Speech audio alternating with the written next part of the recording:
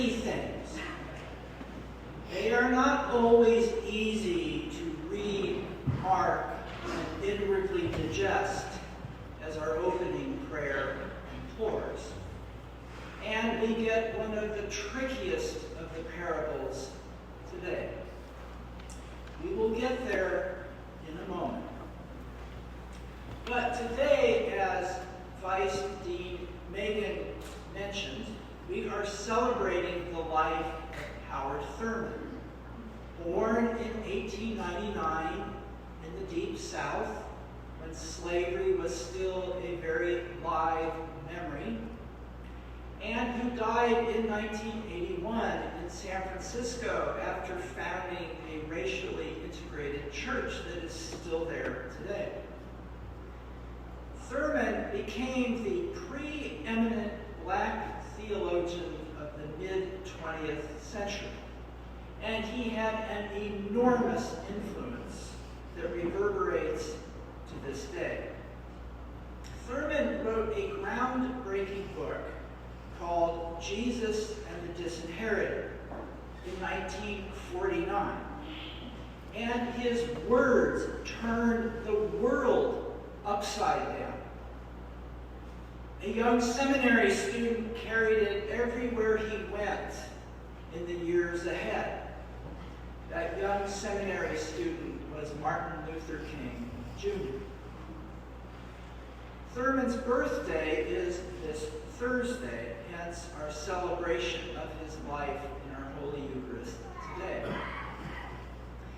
This parable we just heard, in fact, I believe is perfect for talking about Howard Thurman. Parables are tricky things. So let's go back and look at it. Here is the parable as Jesus tells it. There are 3 slaves. The slave master gives each slave an enormous amount of money or talents. The word talent in our modern definition means a God-given ability like music or art. But as used in the gospel, talent is a huge, huge denomination of money. A single talent in today's dollars would be about $1.5 million. The first slave gets 5 talents. The second slave gets 2 talents. The third slave gets 1 talent. The first 2 slaves take a big risk and they invest their master's money and they get 100% returns. Pretty good. When the slave master shows up to collect his investments, the first 2 slaves are praised for their industriousness. But the third slave doesn't invest the slave owner's money or even spend it. He buries it. The third slave gives the money back to the master and he is punished for not investing it. The slave master, who admits he reaps what he does not sow, orders the third slave cast into the outer darkness where there is weeping and gnashing of teeth. The moral of the story appears to be, invest the master's money and then give it all back to the master. As the parable is often interpreted, the master is God. And one way of hearing this, the predominant way of hearing this, is a story giving an admonition to take a risk and obey God, or else. And it's probably no accident that this parable comes in the stewardship season. And I do hope you will give generously to the church. But parables are tricky things. What if this parable is not about stewardship? What if this parable is not about God? What if the slave master is a slave master? Consider for a moment the third slave, the one cast into the outer darkness. What if the third slave is saying to the slave master, I am very afraid of you. I know you can hurt me. I know you can punish me. But I am not going to play your greedy game. I didn't steal your money, so here, you can have it back. And after the third slave returns the money to the slave owner, the third slave is cast into the outer darkness. What if this parable is a parable really about the injustice of slavery and the injustice of slave economies and all economies based on slavery? Go with me one more step. What if Jesus is the third slave? What if it is Jesus who is cast into the outer darkness by the slave masters of this world? What if Jesus is telling us about himself in this parable? There is a huge clue in what comes next in chapter 25. We cut it off right before the big clue. In the very next verses, which we don't hear today, Jesus says, you will find him with the people who are ignored, cast into prison, and dwelling in those places of hurt and pain. For I was hungry, he says in chapter 25, and you gave me no food. I was a stranger, and you did not welcome me, naked, and you did not give me clothing, sick and in prison, and you did not visit me. You will find Jesus in the outer darkness. I believe this parable is another way of Jesus telling us he will walk with us into the night, the outcast, sick, the hungry, the prisoners, the slaves, with everyone who is hurting, wounded, and suffering in this world.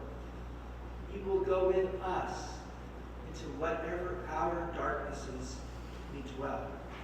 And he will give up his talent. He will give up everything he has, his life, to go to the cross, to be with us in the hardest, worst moments of our life. Sadly, though, biblical passages like the parable of the talents, as it is called, were cherry-picked by slave owners and white supremacists to justify slavery and white supremacy.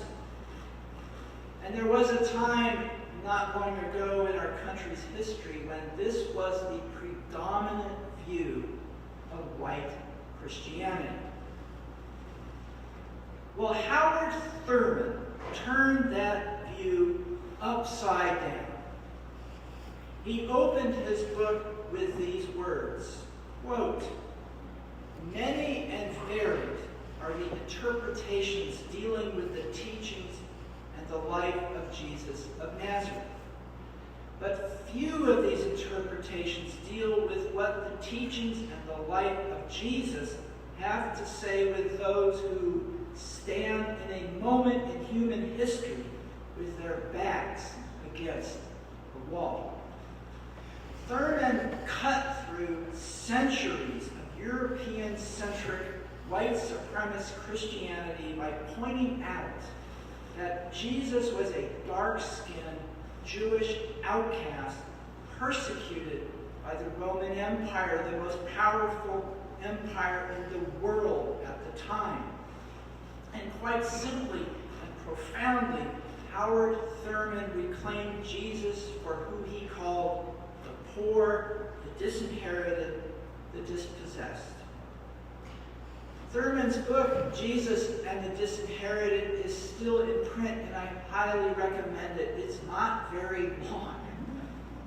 He based this on a series of lectures he gave in 1948 at Samuel Houston College, a historically black college now called Houston-Tillotson University in Austin, Texas. and his words have touched me deeply for many, many years. My one tiny indirect connection to this is that college where he gave these lectures was founded by my Richardson ancestors. But that's a story for another day. Our Diocese of Northern California is leading a national effort in the Episcopal Church to put Howard Thurman on the Episcopal Church calendar of those who we honor as holy people, commonly called saints. Our church calendar has more than 300 individuals on it. Most of them are white American, European, or Mediterranean males, but only about a dozen are African American among those 300. Our diocese tried 2 years ago at General Convention, which is our highest governing body, to get Thurman on the calendar. And while we had some enthusiastic support, it was sent off to a study committee, and we haven't heard a thing since. So we will try again at this forthcoming General Convention next June in Louisville, Kentucky. And we have since then picked up support in other dioceses with several Black Episcopalian organizations. I invite your prayers next June. Well, I believe Howard Thurman's words are as timely now as when he wrote them 75 years ago. We know all too well there are many challenges in our world, and lately these challenges can feel overwhelming. They feel overwhelming to me. And I know many people who are struggling with health challenges, job challenges, family challenges. And maybe you know someone too, or you are struggling yourself with some of these challenges.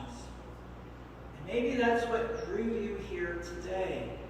Please know you are welcome, and you are in a safe place.